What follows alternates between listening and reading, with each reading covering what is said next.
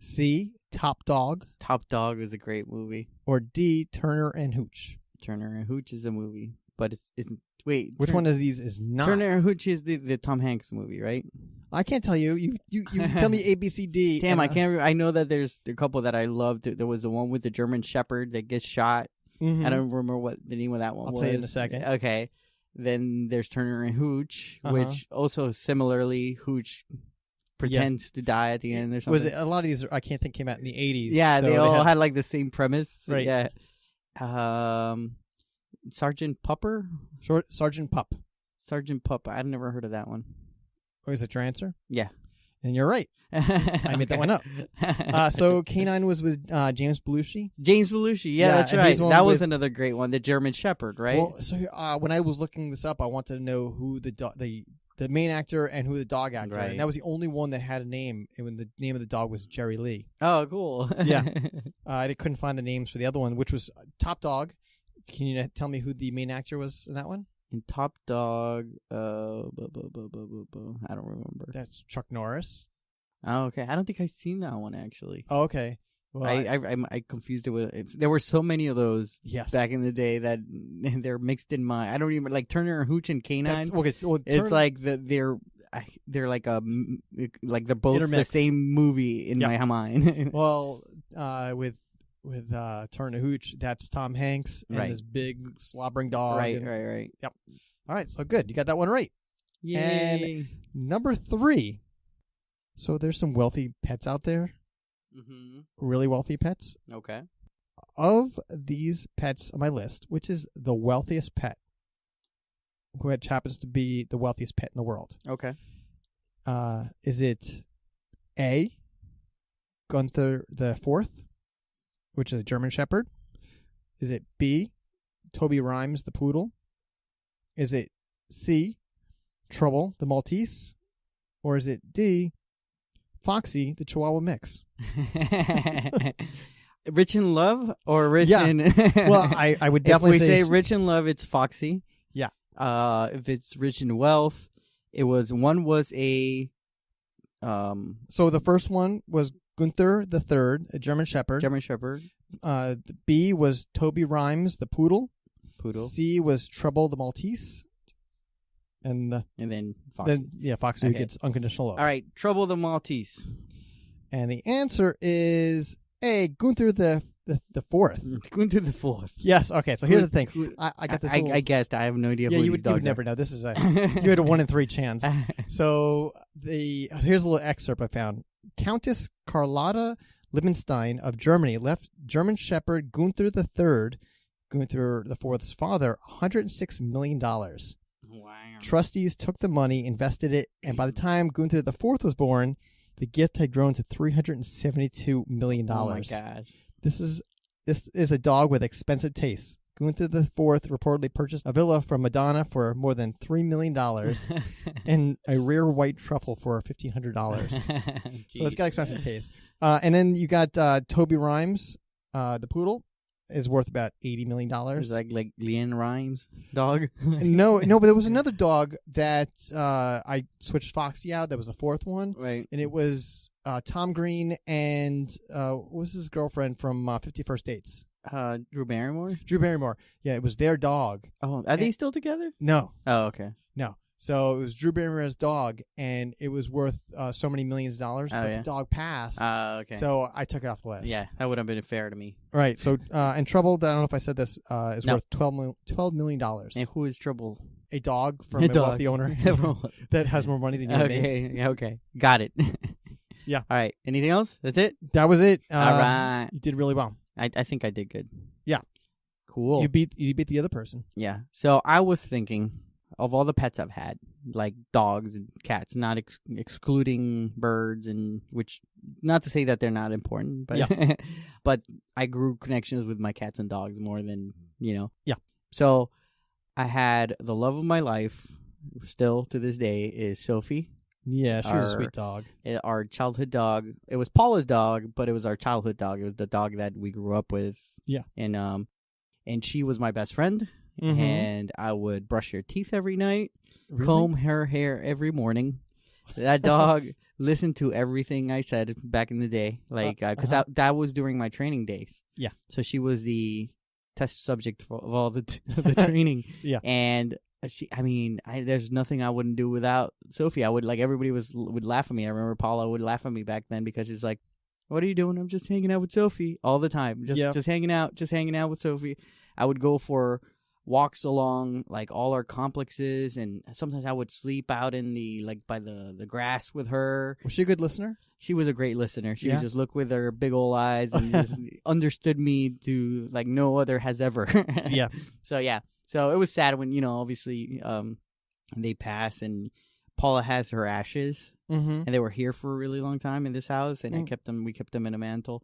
And she'll always be a crucial part of our family because she grew up when we were kids, and So Sophie. Then I had Tangerine, the cat. Tangerine was a very, very special cat. We had a love-hate relationship. He was he had different personalities. He sometimes would hate me and would attack me in the middle of the night, attack my feet. I would go get a glass of water, and he would just randomly just hunt me and attack me.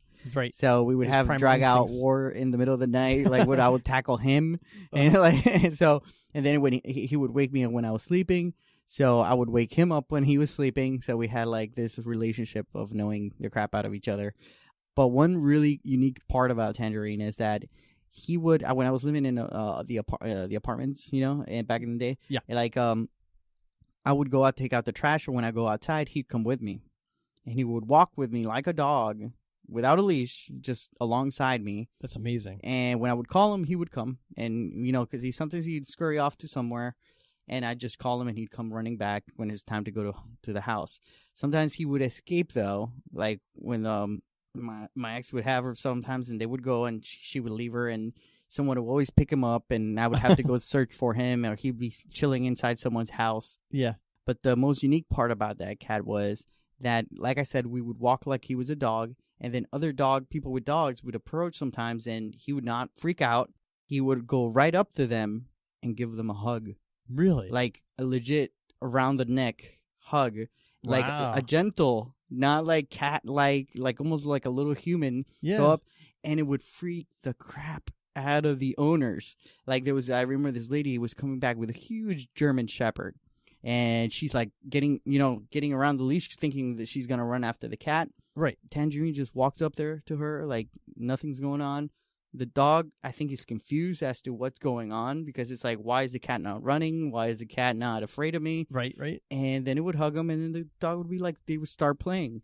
And this happened, this happened over more than 15 times that I would walk and this situation would happen, and would leave the owners flabbergasted, their mouth on the floor. Yeah, thinking, it's not a cat trait. Yeah, and they're what the heck is wrong with your cat? Your cat's broken. Your cat's broken. And then the other thing he would do, he would almost bark. He would meow like a bark, meow, meow, meow, meow, meow, meow. Wow. Not like a meow, just right. And he was really annoying with it, though, where it would everybody would call him the most annoying cat they've ever met in their whole entire life, because he would just meow at your face for an hour. But he's a hugger. But he's a dog hugger. I don't know if he liked other cats. But Oh, okay. Well, so I'm having an issue with Foxy where if I take her out for a walk and there's another dog, 90% of the time she's snapping at that dog. Right. She gets crazy. And with people, whether it's somebody who's a little kid, I had this little boy come up to her, and she sat down in front of him, and the little boy pet the dog, and she was totally cool with it. Yeah, but you get a Chihuahua that comes up that she's bigger than that Chihuahua, and she gets all aggressive. Right.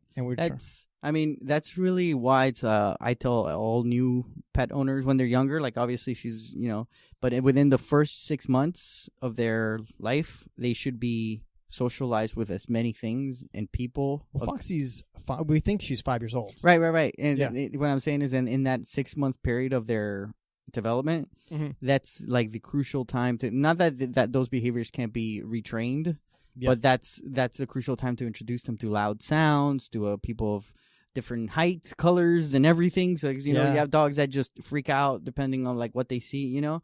And it's a good time to like do the blow dryer, the vacuum, and give them treats when you turn, like when they're around and turning it on, so that they calm down and just introduce them to everything. But all those behaviors can be retrained, because Sophie, for example, she hated the vacuum cleaner and she hated the hair dryer.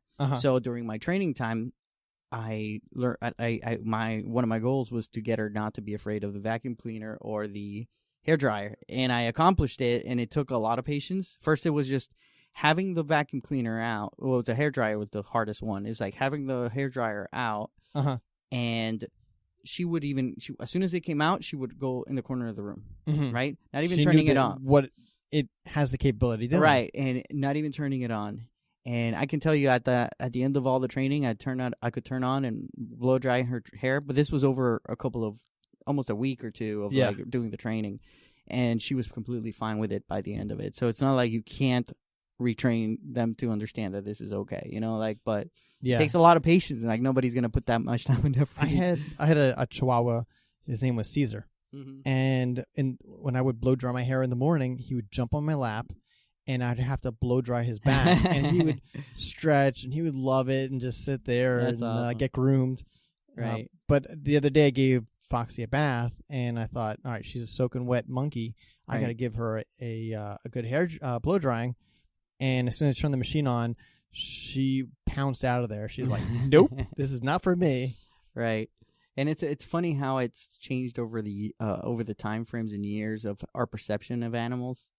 Because if you can see it clearly with dogs, you know, where they're not just like, I remember even like 30 years ago, like, I mean, when I was 6 or 7 and you're hearing animals don't have cognition or things like that. And that was completely wrong, you know, like they understand, they can learn, they can understand even language, you know, they can be trained to understand almost anything a human can in a different level. You know what I mean? Like, and then, and that used to be thought that it was not possible, and it is possible, right? So what are we still holding a barrier for them that maybe in like 20 years from now we're gonna be like, oh my god, I can't believe we did that to dogs, because they, you know what I mean? Like they do have some intelligence. I think it's like 100 words that they can understand. Yeah, like I said, that like that dog I was telling you about, that dog, it felt like he was smarter than me at times. Like, there's a guy that I'm friends with. He moved out to California, and he brought his dog, and his dog is on a Nickelodeon show called Mutts and Me. Oh, okay. And, I've heard of it. I haven't seen it. This show was going to be airing after his show, but he's going to be on the Gong Show. And his dog, he stands on. So my friend's name is Thor, and the dog's name is Dude Man. And I know Thor. You met. So Dude Man will stand on Thor's head and balance. Oh, that's awesome. Dude Man surfs. He rides a motorcycle around. That's funny. I mean, this is amazing, well-trained dog. Right. That's awesome. Yeah. I wanted to talk a little bit about how like pets are like support animals, like emotional support animals. That's I mean, that's become more and more of a thing, and I can totally see it. Like for me, my experience, like Sierra was freaking heaven sent. Like like she made my life so much better, and in many ways, and support, like you felt supported, or like I don't know, it's so weird because my parents live in a building. They live in one of those condos that there's people at different ages, and there's some older people in the building, right? And they just got a Yorkie.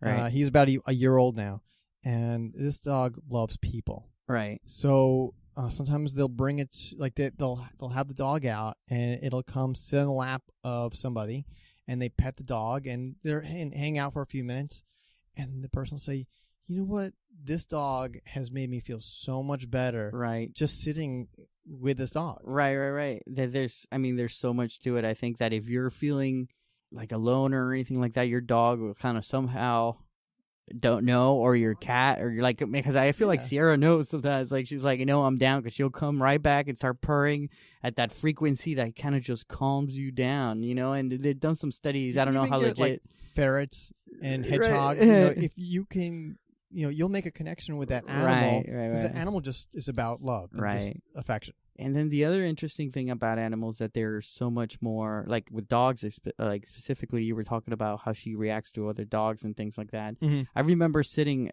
really unique that happened when I was in the dog training thing. That we went out to a park and we did like group dog training.